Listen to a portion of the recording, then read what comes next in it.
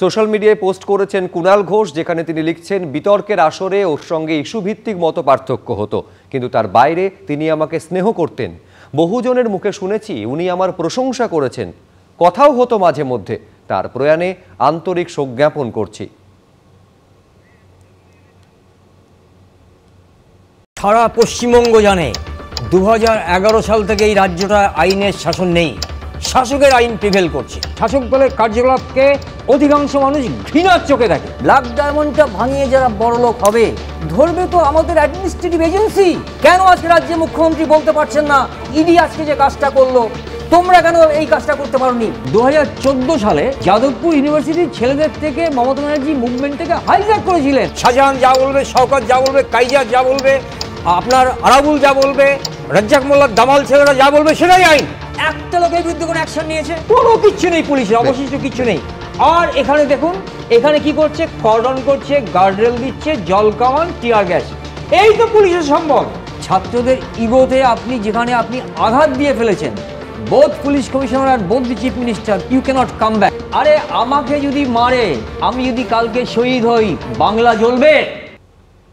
দেখুন, পঙ্কজবাবুর এই মৃত্যু এটা আমাদের সকলকে নাড়িয়ে দিয়েছে।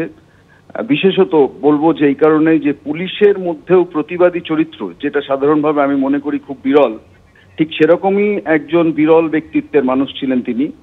ফলে তিনি অকপটে যে প্রশাসনিক ব্যবস্থার মধ্যে দীর্ঘ 40 বছর কাজ করেছিলেন তার সমালোচনা করতে পারতেন রেজিম নির্বিশেষে।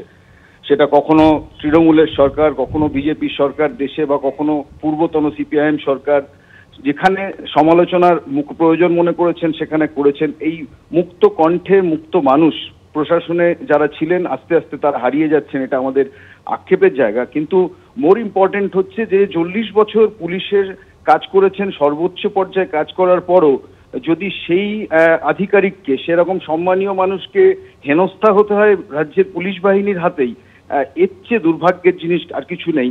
আমি জানি না যে এর মধ্যে বিভিন্ন গুণী মানুষ মারা গেলে রাজ্যের সরকার সাধারণত গান স্যালুট দিয়ে থাকেন। এক্ষেত্রে আমাদের রাজ্যের প্রাক্তন আইজি, তাকে গান স্যালুটের পরিকল্পনা করেছেন কিনা রাজ্যের সরকার? কারণ যে স্যালুট তিনি মৃত্যুর আগে রাজ্যের পুলিশ বাহিনীর থেকে পেয়েছিলেন, আমি বললাম যে সেটাই সম্ভবত তার এই মৃত্যুর কারণ হিসেবে উঠে আসছে। আমি বলবো যে আবারও অত্যন্ত যন্ত্রণার এক মৃত্যু, এক প্রতিবাদীকে এইভাবে হারানো, আমি বলছি যে আমাদের পক্ষে কঠিন। এবং একটা কথা বলে আমি শেষ করব যে আমরা এই ডাক্তারদের আন্দোলনের সময় দেখেছিলাম যে মেরুদণ্ড হাতে করে নিয়ে গিয়ে রাজ্যের পুলিশ কমিশনারকে, শহরের পুলিশ কমিশনারকে তারা উপহার দিয়েছিলেন যে মেরুদণ্ডহীনতার জন্য। আমার ধারণা পঙ্কজবাবু ঠিক সেই প্রকৃতির মানুষ ছিলেন যার মেরুদণ্ড ছিল। ফলে আমি বলছি এই মেরুদণ্ডওয়ালা মানুষ আস্তে আস্তে হারিয়ে যাচ্ছেন প্রশাসন থেকে, এটাই হচ্ছে আমাদের দুর্ভাবনা। আমার ধারণা পঙ্কজবাবুর মৃত্যু আমাদের এই মেরুদণ্ডওয়ালা মানুষ, তাদের যে প্রতিকৃতি, তাদের যে মূল্যবোধ, সেটাকেই অনেক দিন মনে রাখতে সাহায্য করবে। ধন্যবাদ পার্থদা।